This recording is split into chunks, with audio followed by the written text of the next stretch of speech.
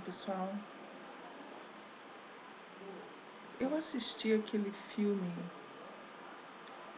que tem aquela música Soldado Ferido. Não sei se você já assistiu. E chega um momento no meio de uma guerra onde você enfrenta um dilema. Em ética, a gente chama isso de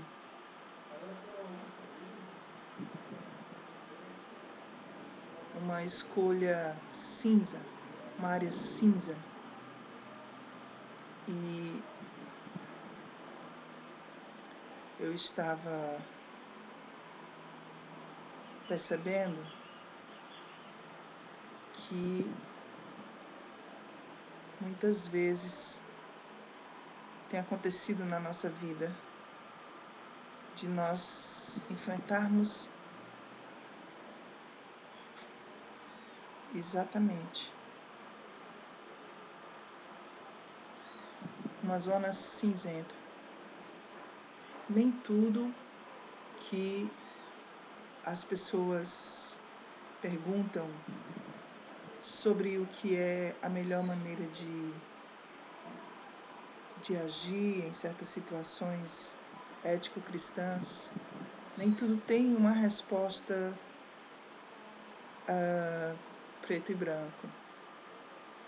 Às vezes fica meio cinza. Então, ou preto no branco, ou toda colorida, né? Mas naquele filme, a palavra tufo para os soldados significava exatamente uma situação onde era difícil demais para os dois lados. E é nessas horas que a gente precisa mais ainda esperar que o príncipe da paz governe sobre nós, reine sobre nós, que ele dê a direção, que ele determine o que é menos agressivo e menos prejudicial. Eu estava aqui lendo, inspirada na nova música da pastora Ana Paula Valadão, lendo Isaías capítulo 9. A gente precisa realmente manter sempre aquele equilíbrio, aquela sobriedade. Chega um momento em que a gente não pode bobear, a gente não pode duvidar, a gente precisa estar preparado. Mas existem momentos que acontecem na nossa vida de repente. É muito bom quando nós estamos preparados, mas às vezes não dá tempo a gente ir subir na torre alta, na torre forte. Porém, o Senhor é por nós e ninguém será contra nós. O governo de Deus, o reino de Deus, como Jesus sempre falou para nós, ele viria para trazer o fim da agonia de uma mulher. Ele diz: não haverá mais gloom para ela que estava angustiada. Não haverá mais escuridão, não haverá mais nada nublado para essa mulher. Então, Isaías capítulo 9 começa se referindo a essa mulher como a terra de Zebulon, a terra de Naftali, que eram, as we say in English, como a gente fala em inglês, contemptible, eram desprezíveis aos olhos das pessoas. Mas depois, Deus vai torná-la gloriosa. A Galileia dos gentios.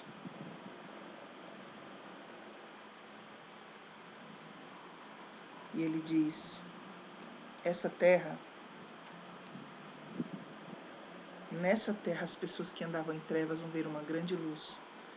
Esse é o texto que Jesus cita quando fala de João, que João era essa grande luz, que as pessoas estavam vivendo a luz da presença de João. E João, essa grande luz, estava na verdade apenas apontando para a luz. A luz do mundo, Jesus. Nós somos também luz do mundo, mas Jesus é a luz do mundo, não é? Então, as pessoas iriam ver uma multiplicação na nação, um aumento de alegria, como diz no versículo 3, e haveria o que se chama de alegria da colheita. Eu não sei se nesse ano todo mundo está chegando ao final do ano com uma colheita alegre, mas aqui começou a promessa ao profeta, uma promessa de proporção cósmica, mundial, global, total, generacional,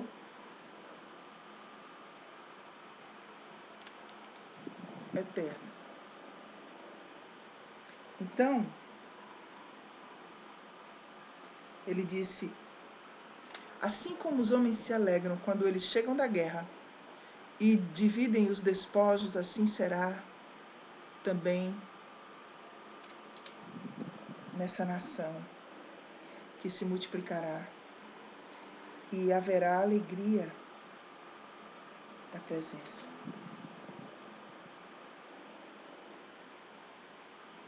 A presença de Deus. Uma alegria como a alegria da colheita e uma alegria como a alegria dos soldados que repartem os despojos depois da guerra. Quem diria que nós estaríamos vendo tão cedo essa paz no Rio, a vitória do BOPE no Rio, quem diria? Mas é a promessa se cumprindo diante dos nossos olhos, sendo pintada diante dos nossos olhos, revelada diante dos nossos olhos. Então aqui diz o profeta que Deus iria quebrar o jugo e o cajado que estava no ombro deles, quer dizer, na verdade era como se fosse uma direção, um governo que era um jugo, era um governo do opressor. Ele falou como na batalha de Midian. Quem se lembra? Né? A gente sabe que Gideão, aquele pequenininho, lutou contra os midianitas de uma maneira incrível. Não foi com milhares de homens. Foi uma seleção muito rígida, onde sobraram 300, em comparação com os milhares do inimigo. E dessa forma Deus faz. É dessa forma que Deus dá a vitória. Então ele fala, né, que a roupa do inimigo iria rolar no sangue, iria queimar. Por quê? Versículo 6, por causa de uma criança. Nós acabamos de comemorar o Natal e a gente olha para uma criança, pensa numa criança, esquece que o reino dos céus pertence a eles. É incrível. Não que a gente tenha facilidade de entender o que significa isso, mas é um contraste você imaginar que para vencer tanto inimigo, tanta opressão e destruição de tantos anos, de tanta dor, prisão e fortaleza e cadeias e grilhões e julgos, que uma criança resolveria. E foi exatamente um filho, em inglês a palavra child, nós traduzimos criança, mas na verdade é uma referência a um filho nascerá, um filho se vos dará, quer dizer, uma criança nascerá, um filho se vos dará, e o governo restará sobre os seus ombros. A referência aos ombros também é interessante. Ela pode se referir ao jugo que normalmente o animal carrega nos ombros, como pode a gente fazendo uma transfixação para hoje, pensar nas insígnias, nos ombros dos soldados. Né? Você imagina aí uma criança com as insígnias de um grande coronel. Então, seu nome se chamará Maravilhoso Conselheiro, Deus Todo-Poderoso, Pai Eterno, Príncipe da Paz.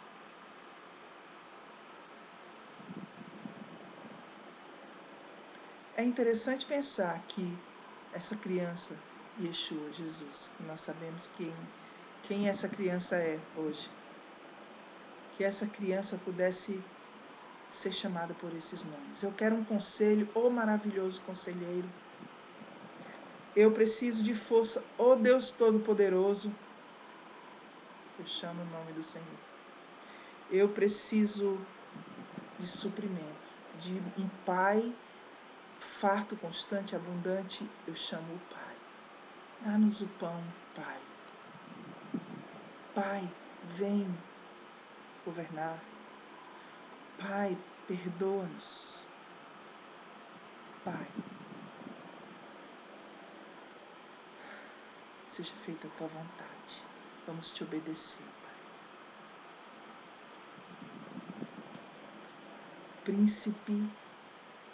Príncipe da paz. Não quiséramos nós que todos os nossos governantes pudessem ser chamada príncipe, princesa. Vem, traz a tua paz. Deixa a tua paz, dá-nos a tua paz. Na verdade, nós chamamos pelo príncipe da paz. É tão forte a identificação de Jesus com a paz, que ele não é apenas chamado como um que sabe fazer paz, que sabe dar paz. O nome dele se confunde com paz. Paz, paz, paz. Oh, aleluia. Paz.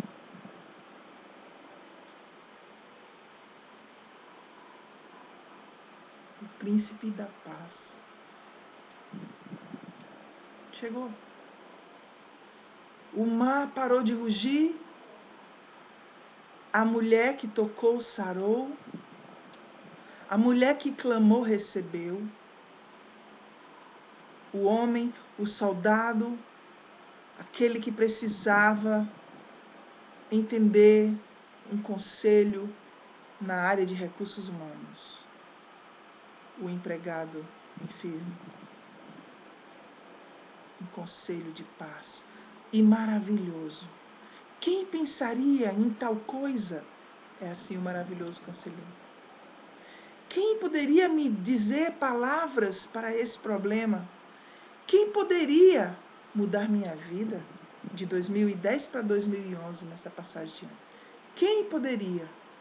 Somente alguém que tem o nome Príncipe da Paz. Da paz. Da paz. Você é da paz? É necessário hoje nós fazermos campanhas pela paz.